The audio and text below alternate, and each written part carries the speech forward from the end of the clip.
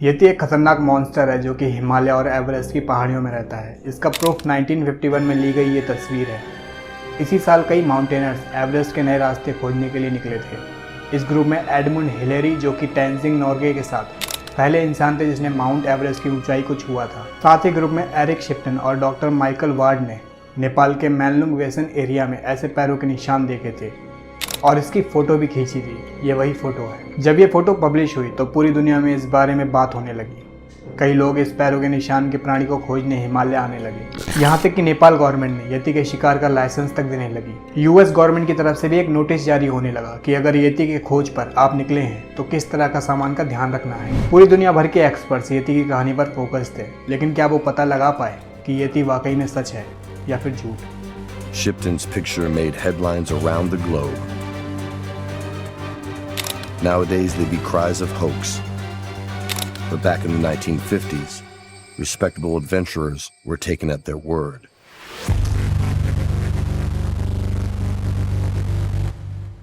नमस्कार दोस्तों, मेरा नाम है ऋषभ और स्वागत है आपका द इंटेंस सीक्रेट में।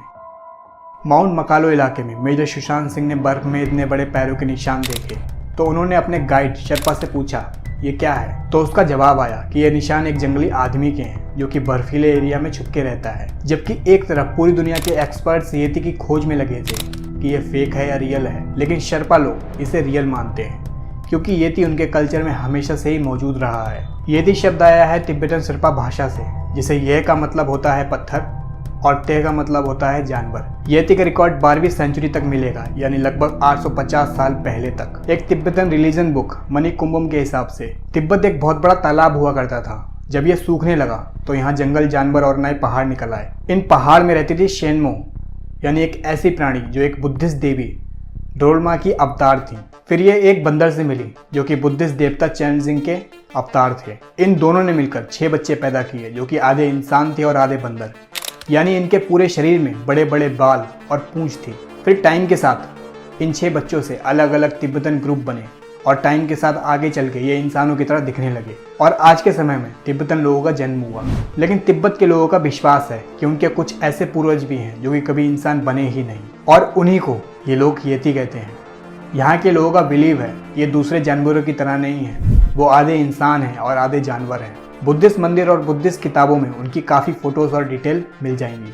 साथ ही कुछ कहानियां भी फेमस हैं, जिनमें से एक ये है कि एक बुद्धिस्ट पुजारी का सामना एक घायल येती से हुआ तो पुजारी ने उस येती के घाव को ठीक किया तो येती ने उसके सामने एक टाइगर को मार के रख दिया अपना धन्यवाद करने के लिए। साथ ही एक कहानी में फीमेल येती ने एक आदमी को पकड़ लिया और उसके साथ मिलकर 2 बच्चे पैदा किए और जब उस आदमी ने अपने एक बेटे के साथ भागने की कोशिश की तो येती ने उस आदमी को मार दिया और अपने बच्चे को खा लिया। ऐसी जानी कितनी कहानियां हैं, लेकिन सवाल ये है कि येती रियल है या फेक। वैसे दोस्तों इस बारे में बहुत से प्रूफ पेश किए गए, जैसे 1951 की ये तस्वीर, लेकिन इससे भी पहले चार्ल्स हॉवर्ड बरी ने बर्फ में ऐसे पैरों के निशान देखे जिसके बारे में किसी को भी पता नहीं था कि ये कहाँ से आए। इन्हीं कहानियों के चलते कई कहानियाँ बनी, किताबें छपी और हॉलीवुड मूवीज़ भी बनाई गई कि येती मौजूद है। लेकिन सिर्फ पैरों के निशान से विश्वास करना थोड़ा सा मुश्किल है। लेकिन येती पर दुनिया भर की मिस्टीरियस कहानियां रेडी हो गई जस्ट बिकॉज मसालेदार चीज़ें हमें ज़्यादा पसंद आती हैं। खैर, कई माउंटेनर्स ने बहुत सी फ़ोटो ली। उनका ये दावा है कि ये पैरों के निशान येती के हैं, लेकिन साइंटिस्टों और एक्सपर्ट्स की माने तो ये बिल्कुल सच नहीं है। जैसे कि 1921 में चार्ल्स हॉवर्ड बरी ने जो पैरों के निशान देखे तो उन्होंने खुद ही ये कहा कि वो ये नहीं मानते कि ये निशान किसी इंसानी जानवर के हैं, बल्कि उन्होंने एक जर्नलिस्ट को बताया था कि ये पैरों के निशान एक भेड़िया के थे। पर इस कहानी में कुछ ना दिखने पर, यानी मसाला ना दिखने पर, उस जर्नलिस्ट ने न्यूज़पेपर में ये छापा कि ये निशान एक भयानक मॉन्स्टर के थे।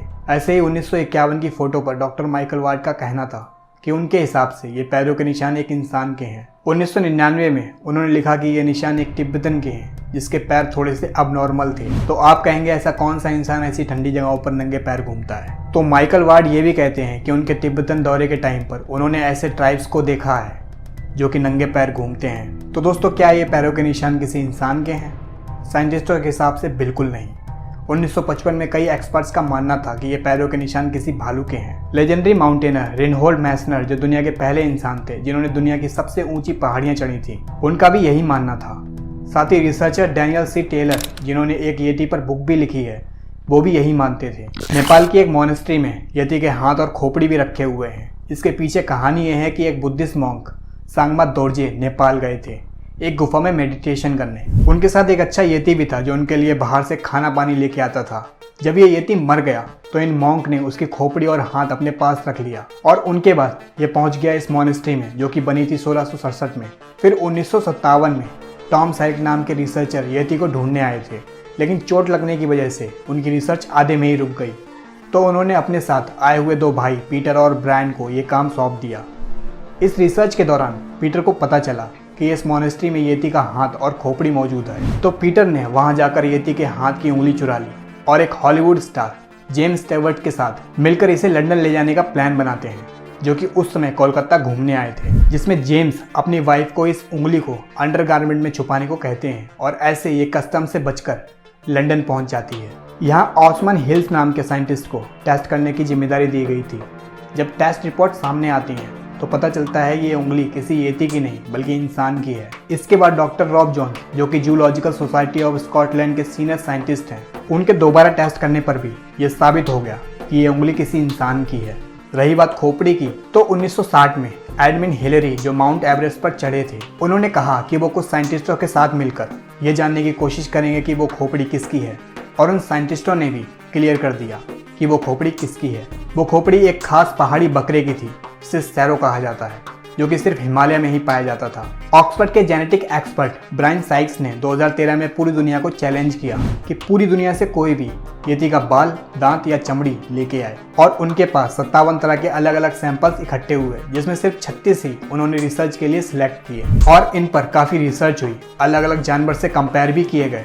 टेस्ट रिपोर्ट सामने आने पर पता चला कि इनमें से सभी सैंपल जानवरों के ही थे, पर इनमें से 2 सैंपल बहुत यूनिक थे। ये थे लद्दाख और भूटान से। साथ ही ये मैच हुए थे एक ऐसे पोलर बेयर से जो कि करीब 6,50,000 साल पहले हुआ करते थे, जिसकी वजह से साइंटिस्टों ने कहा कि यति असल में पोलर बेयर और ब्राउन बेयर का हाइब्रिड है। कुछ टाइम के बाद यही डेटा दूसरे साइंटिस्टों ने भी टेस्ट किया तो ये बात सामने आई कि वो सैंपल ब्राउन बेयर की जीन्स का सब सैंपल ही था। ऐसे ही 2017 में एक और साइंटिस्टों की टीम ने यति के शरीर के हिस्से जैसे हड्डी, दांत, चमड़ी, बाल इकट्ठे किए थे, और ये इकट्ठे किए गए थे हिमालय और तिब्बत के ही एरिया से, और सभी के सभी टेस्ट करने पर पता चला कि उस एरिया में वियर्स की ही ब्रीड्स के डीएनए थे। तो अब मन में एक सवाल आ रहा होगा कि इतने सारे एविडेंस होने के बाद भी सभी यति पर बिलीव क्यों करते हैं, और क्यों इतनी सारी कहानियां बनती ही जा रही हैं, जिससे लोग और ज़्यादा इस बारे में जानने पर मजबूर हो रहे हैं। इसका सिंपल सा एक ही जवाब है, क्योंकि लोग ऐसी वीडियोज़ को देखना पसंद करते हैं जिसका कोई प्रूफ नहीं होता, लेकिन वो सुनने और देखने में ज़्यादा चटपटी लगती हैं। दूसरी तरफ ऐसी फैक्ट वीडियोस में नॉलेज तो होता है, लेकिन साथ ही पढ़ाई की तरह बोरिंग भी होती हैं। फिर भी किसी भी तर्क पर आने से पहले उसके बारे में अच्छे से जानें, समझें और फिर लाइक करें। वीडियो अच्छी लगी हो तो लाइक करें और चैनल को सब्सक्राइब कर लें। मिलते हैं नेक्स्ट वीडियो में।